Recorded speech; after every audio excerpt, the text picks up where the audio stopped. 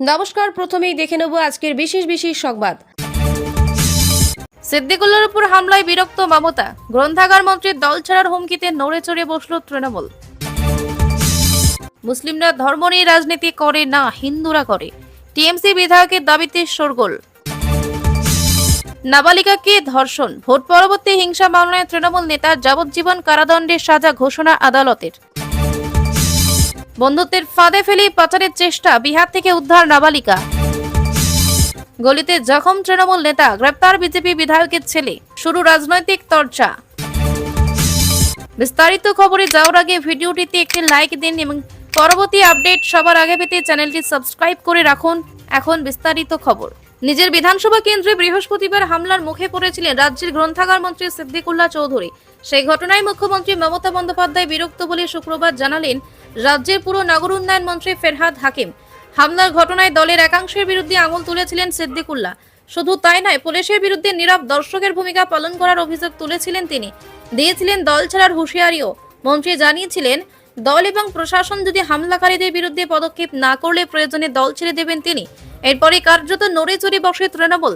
তাকে দলের তরফে ফেরহাদ একাধিকবার ফোন করেছেন, সে কথা শুক্রবার কলকাতা পুরসভার mayor Firhad talk to mayor অনুষ্ঠানে নিজেই জানিয়েছেন। ফেরহাদ বলেন, আমরা খুব কড়া পদক্ষেপ করব। জনপ্রতিনিধি আক্রান্ত হয়েছেন, কোনো লোক দলের মধ্যে থেকে এরকম ব্যবহার করতে পারবেন না। মানুষকে সঙ্গে নিয়ে চলতে হবে, গুন্ডামি বরদাস্ত করা হবে না, সহনশীলতা থাকতে হবে, মানুষের প্রতি দায়বদ্ধতা থাকবে। তবেই যে সে জনপ্রতিনিধি, তবে সে দল করতে পারবে। যেটা ঘটেছে সেটা গুন্ডামি, তৃণমূল এগুলো সহ্য করবে না। প্রসঙ্গত, সিদ্দিকুল্লার উপর হামলা এবং তার গাড়ি ভাঙচুরের ঘটনায় বৃহস্পতিবার রাতভর অভিযান চালিয়ে 5 জনকে গ্রেপ্তার করেছে পুলিশ। শুক্রবার তাদের কাটুয়া মহকুমা আদালতে হাজির করানো হয়েছিল। বিচারক 2 জনকে 5 দিনের পুলিশি হেফাজত এবং বাকিদের 14 দিনের জেল হেফাজতের নির্দেশ দিয়েছেন। মালদার মানিকচকের যুব তৃণমূলের সভায় এমন মন্তব্য যে আসতে পারে তা হয়তো কেউ ভাবেননি। মঞ্চ থেকে তৃণমূল বিধায়ক সাবিত্রী মিত্রের বক্তব্য ঘিরে জেলায় শুরু হয়েছে তীব্র বিতর্ক। তিনি বলেন, তাদের সবচেয়ে পছন্দ ইসলাম ধর্ম, কারণ মুসলিমরা ধর্ম নিয়ে রাজনীতি করে না, কিন্তু হিন্দুরা ধর্মকে হাতিয়ার করছে। এই মন্তব্যে ছড়িয়েছে আগুন। বৃহস্পতিবার মালদা কলেজ অডিটোরিয়ামে যুব তৃণমূল কংগ্রেসের প্রস্তুতি সভায় বক্তব্য রাখতে গিয়ে সাবিত্রী বলেন, বিজেপি রামের নামে ভোট চাইছে, রাম আর জগন্নাথ কি আলাদা? তারপরেই তিনি বলেন, আমাদের সবচেয়ে পছন্দ ইসলাম, মুসলিমরা আন্দোলন করে না, হিন্দুরা ধর্ম নিয়ে রাজনীতি করছে। সঙ্গে তুলনা টানেন আরবি পড়া ও কোরআন শিক্ষার সঙ্গে। তার কথায় গীতা পড়ানো হয় না কোথাও। বিধায়কের এই মন্তব্য ঘিরে নতুন করে প্রশ্ন উঠছে তৃণমূলের অবস্থান নিয়ে। বিরোধীদের অভিযোগ, মুসলিম ভোট টানতে গিয়ে তৃণমূল নেতারা হিন্দুদের ভাবাবেগে বারবার আঘাত করছেন। বিজেপির বক্তব্য, এটাই তৃণমূলের আসল রূপ। ভোটের মুখে ধর্মকে ভাগ করে মানুষকে বিভ্রান্ত করার চেষ্টা চলছে। সাবিত্রী মিত্র অবশ্য সংবাদ মাধ্যমের সামনে নিজের অবস্থান বদলাননি। তার সাফ কথা, বিজেপি বলছে আমরা মুসলিমদের দল, তারা নাকি হিন্দুদের দল। নিজের বক্তব্যের পক্ষে সওয়াল করে তিনি জানান, ধর্ম নিয়ে ভোট না করলেই সৎ রাজনীতি সম্ভব। যদিও এই মন্তব্যে আপাতত জল ঘোলা শুরু রাজনীতিতে। তার বক্তব্যকে ঘিরে এখন উত্তপ্ত মালদা জেলা জুড়ে রাজনৈতিক আবহ। বিজেপির দাবি, হিন্দু ভাবাবেগে আঘাত করেই মুসলিম ভোট টানতে চাইছে তৃণমূল। তাদের দাবি, এই কথার জবাব মানুষ ভোটে দেবেই। অন্যদিকে তৃণমূলের তরফে কেউই মন্তব্যকে প্রকাশ্যে সমর্থন করেননি এখনো পর্যন্ত। 2021 ভোট পরবর্তী হিংসা মামলায় প্রথম সাজা ঘোষণা করল আদালত। বিজেপি সমর্থক একটি পরিবারের নাবালিকা কন্যাকে ধর্ষণের অভিযোগ উঠেছিল অবসরপ্রাপ্ত স্কুল শিক্ষক তথা তৃণমূল নেতা রফিকুল ইসলামের বিরুদ্ধে। শুক্রবার সেই মামলায় তাকে যাবজ্জীবন কারাদণ্ডের সাজা দিল মালদা অতিরিক্ত দায়রা আদালতের সেকেন্ড ট্র্যাক কোর্ট। বিধানসভা ভোট পরবর্তী হিংসায় সিবিআইকে মোট 55টি মামলার দায়িত্ব দেওয়া হয়েছিল। তার মধ্যে একটি মামলার সাজা ঘোষণা হলো এদিন দুপুর 2:30 নাগাদ। রায় ঘোষণা করেন বিচারক রাজীব সাহা। তৃণমূল নেতা যাবজ্জীবন কারাদণ্ডের পাশাপাশি 50,000 টাকা জরিমানার নির্দেশ দিয়েছিলেন তিনি। অনাদায়ে 6 মাসের কারাদণ্ডের নির্দেশ দেওয়া হয়েছে। একই সঙ্গে স্টেট ফান্ড থেকে নির্যাতিতার পরিবারকে 3 লক্ষ টাকা ক্ষতিপূরণের নির্দেশ দিয়েছেন বিচারক। মালদার মানিকচকে ধর্ষণের ঘটনাটি ঘটে 2021 সালে 5ই জুন। বিধানসভা ভোটের ফল প্রকাশের ঠিক পরে পুলিশ সূত্রে খবর, 4র্থ শ্রেণীর এক কিশোরীকে চকোলেটের লোভ দেখিয়ে ফাঁকা বাড়িতে নিয়ে গিয়ে ধর্ষণের অভিযোগ উঠেছিল ওই তৃণমূল নেতার বিরুদ্ধে।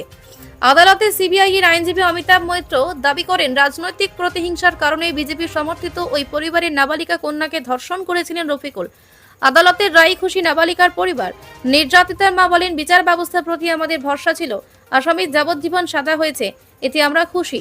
ধর্ষণের ঘটনাকে রাজনৈতিক উদ্দেশ্য প্রণোদিত বলে মন্তব্য করেছেন মালদা জেলা তৃণমূলের সহসভাপতি শুভময় বসু। তিনি বলেন, আদালতের রায় নিয়ে আমরা কোনো মন্তব্য করব না, তবে সামনে বিধানসভা ভোট আসছে, তাই সিবিআইকে দিয়ে বিজেপি এসব করাচ্ছে। সিবিআই তোতাপাখির মতো কাজ করছে। রায় ঘোষণার পরে পুলিশের দিকে আঙুল তুলেছে বিজেপি। দক্ষিণ মালদার বিজেপির সাধারণ সম্পাদক কলমান ভাদুরী বলেন, ওই পরিবার বিজেপি করে বলে তাদের মেয়েকে ধর্ষণ করেছিল, কিন্তু পুলিশ কোনো ব্যবস্থা নেয়নি। সিবিআই এর কাছে মামলা যায়, অবশেষে রায় ঘোষণা হলো। নির্যাতিতা ন্যায় বিচার পেল, গোটা জেলা খুশি। ছোটবেলা থেকেই তার নাচের প্রতি আগ্রহ। নাবালিকার নাচের প্রতি সেই আগ্রহকে কাজে লাগিয়ে অভিযুক্ত তাকে ফাঁদে ফেলে।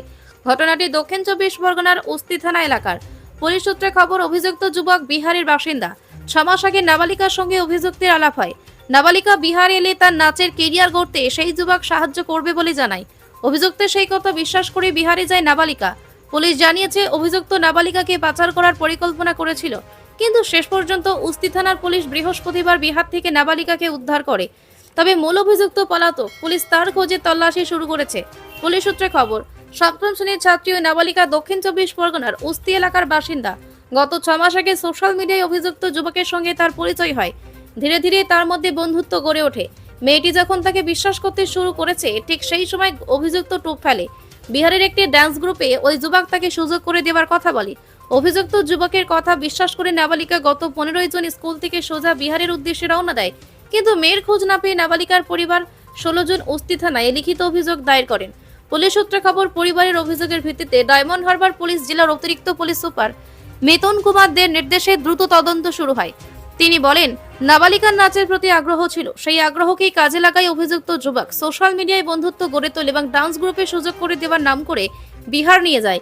তবে নাবালিকাকে পাচারের পেছনে কোনো চক্র কাজ করছে কিনা সেটাও খতিয়ে দেখছে পুলিশ। শুক্রবার সকাল থেকেই তৃণমূল কর্মীরা বিভিন্ন জায়গায় রাস্তা অবরোধ করে বিক্ষোভ দেখান। এদিন সকাল থেকেই কোচবিহার 2 ব্লকের চকচকা পুন্ডিবাড়িতে পথ অবরোধ করা হয়। রাস্তা অবরোধ করে টায়ার জ্বালিয়ে চলে বিক্ষোভ। এর ফলে কিছুক্ষণের জন্য যানজটের সৃষ্টি হয়। পুলিশ জানিয়েছে, ঘটনায় বিজেপি বিধায়কের গাড়ি বাজেয়াপ্ত করেছে পুলিশ। জেলার পুলিশ সুপার দ্যুতিমান ভট্টাচার্য বলেন, 4 জনের বিরুদ্ধে অভিযোগ দায়ের হয়েছে, তার মধ্যে 2 জনকে গ্রেপ্তার করা হয়েছে। ঘটনার তদন্ত চলছে। একটি গাড়ি বাজেয়াপ্ত করা হয়েছে। ছেলে দীপঙ্কর রায় গ্রেপ্তার হওয়ার আগে বিজেপি বিধায়ক সুকুমার রায় সাংবাদিকদের মুখোমুখি হয়েছিলেন। সে সময় তিনি বলেছিলেন, চকচকার ঘটনার পেছনে কে রয়েছে আমি জানি না, কিন্তু তৃণমূল পরিকল্পিতভাবে বিজেপিকে ফাঁসানোর চেষ্টা করছে। তৃণমূল এখানে বিজেপির বিরুদ্ধে লড়াই করে রাজনৈতিকভাবে কোনো দিনই জিততে পারেনি, তাই ওরা বিজেপির উপরে কেস দিয়ে হেনস্থা করার চেষ্টা করছে। রাজুদের কোনো শত্রুর অভাব নেই, ওর বিরুদ্ধে বিভিন্ন জায়গায় অনেক অভিযোগ উঠেছে। এদিকে তৃণমূলের জেলা সভাপতি অভিজিৎ দেব ভৌমিক, উত্তর বিধানসভা কেন্দ্রে সুকুমার রায় যে এত বড় ঘটনা ঘটাবে তা কেন্দ্র বিজেপির কেউ স্বপ্নে ভাবতে পারেনি। এই ঘটনায় রাজ্য জুড়ে বিজেপির মুখ পুড়বে। আমরা চাই রাজ্যপাল যাতে এবার পুন্ডিবাড়িতে থানা এলাকায় আসেন। তিনি এখানে এসে দেখুক ওখানকার বিজেপি বিধায়ক কি করছেন। আমি হাত জোর করে অনুরোধ করছি, রাজ্যপাল আসুক। কোচবিহার শহর লাগোয়া ঝিনাইডাঙ্গা এলাকায় বৃহস্পতিবার রাত 11টা নাগাদ রাজুদের দুষ্কৃতীদের গুলিতে জখম হন। দলীয় কার্যালয় থেকে বাড়ি ফেরার সময় তাকে গুলি করা হয় বলে অভিযোগ। দুষ্কৃতীরা তাকে লক্ষ্য করে 5 রাউন্ড গুলি করে। একটি গুলি তার ডান হাতের পেছনে লাগে। রাতেই কোচবিহারের একটি নার্সিংহোমে তাকে ভর্তি করা হয়। জেলা তৃণমূল সভাপতি অভিজিৎ দেব ভৌমিক বৃহস্পতিবারই জানিয়েছেন, ঘটনার প্রতিবাদে শুক্রবার কোচবিহার 2 ব্লকে তারা আন্দোলন করবে। সেই মতো শুক্রবার তৃণমূল কর্মীরা পথ অবরোধ করে আন্দোলন করেন।